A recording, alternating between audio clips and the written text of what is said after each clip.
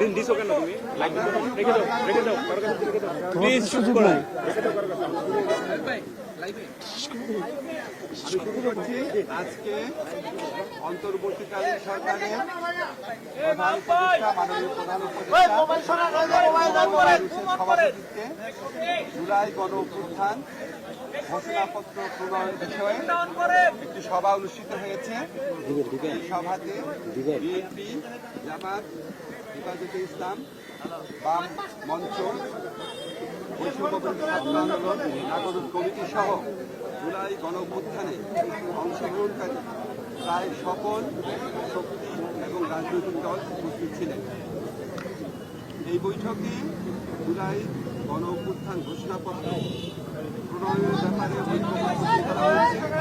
সবাই বলেছে এই ধরনের একটা ঘোষণাপত্র দরকার আছে, তবে এখানে অনেক সাজেশন এসেছে।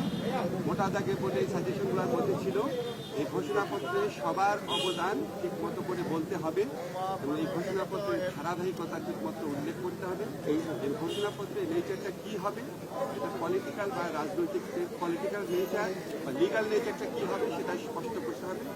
সবচেয়ে বেশি গুরুত্ব দিয়ে যেটা বলা হয়েছে, এই ঘোষণাপত্রটা আরও বেশি আলোচনার ভিত্তিতে জুলাই গণ অভ্যুত্থানের পক্ষে যে রাজনৈতিক দল, শক্তি, ছাত্র আন্দোলন, ছাত্র জনতা, তাদের বিভিন্ন ফোরাম, এদের মধ্যে আরও ইন্টেন্সিভ, আরও অনেক বেশি আলোচনার মাধ্যমে সর্বসম্মতিক্রমে এটাকে প্রণয়ন করতে হবে এবং এটার জন্য যতটা সময় লাগা প্রয়োজন ততটা সময় নেওয়া যেতে পারে।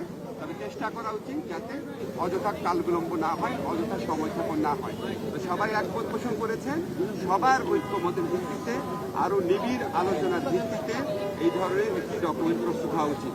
আমি সবাই আশাবাদ ব্যক্ত করেছেন যে এই প্রক্রিয়ায় আমরা সফল হতে সক্ষম হব এবং আমাদের জুলাই গণ অভ্যুত্থানকালে যে অটুট জাতীয় ঐক্যের মাধ্যমে আমরা সরকার শেখ হাসিনা সরকারের পতন ঘটিয়েছি, সেই ঐক্যের একটা ন্যারেটিভ সবাই ঐক্যবদ্ধভাবেই প্রণয়ন করতে পারবো, এই আশাবাদ ব্যক্ত করে আজকে সভা শেষ হয়েছে। আপনাদের সবাইকে ধন্যবাদ। কোনো সময়সীমা তো ঠিক হয়নি। আমরা দুইটা কোশ্চেন নিব। আপনাকে আপনারা যেটা সময়সীমা বলেছেন, সকল রাজনৈতিক দল এবং ছাত্রদের সংগঠন যারা অংশ নিয়েছে এখানে প্রায় সকলেই বলেছেন যে এই ঐক্যমত পোষণ করে সর্বসম্মতিক্রমে একটি ডকুমেন্ট প্রস্তুত করার জন্য যত সময় লাগুক সেই সময় যেন নেওয়া হয়, তাড়াহুড়া যেন না করা হয়, আবার অযথা কালক্ষেপণও যেন না করা হয়। কয়েকজন প্রস্তাব করেছেন যে এই লক্ষ্যে সংগঠিতভাবে আলোচনা পরিচালনার জন্য যেন একটা কমিটি গঠন করা হয়। এই ধরনের প্রস্তাব আসছে, আমরা এই সকল প্রস্তাব অ্যাক্টিভলি বিবেচনা করে দ্রুত সিদ্ধান্ত নিব। আপনি প্লিজ। মানে এই ঘোষণাপত্র দিতে গিয়ে রাজনৈতিক দলগুলোর সাথে ঐক্যমত ধরে রাখা যাচ্ছে কিনা, না অনৈক্য সৃষ্টি হচ্ছে বা দূরত্ব তৈরি হচ্ছে কিনা? রাজনৈতিক দলগুলোর মধ্যে কোনো রকম দূরত্ব সৃষ্টি হয় নাই, শুধুমাত্র প্রসেস নিয়ে কি পদ্ধতিতে আলোচনা করা হবে সেটা নিয়ে বিভিন্ন রকম মতামত এসছে।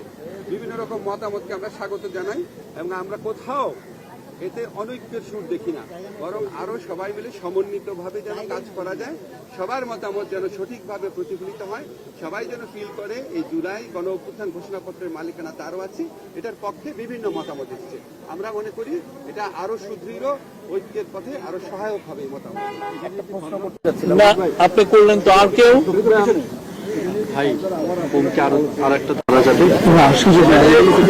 এটা নিয়ে ফার্দার বিভিন্ন রকম আলোচনা হতে পারে, কমিটি হতে পারে, দ্বিপাক্ষিক আলোচনা হতে পারে, সেগুলি বিষয়ে আমরা অ্যাক্টিভলি বিবেচনা করে আমরা ওনাদের পরামর্শের ভিত্তিতে খুব দ্রুত একটা কর্মকৌশল ঠিক করব।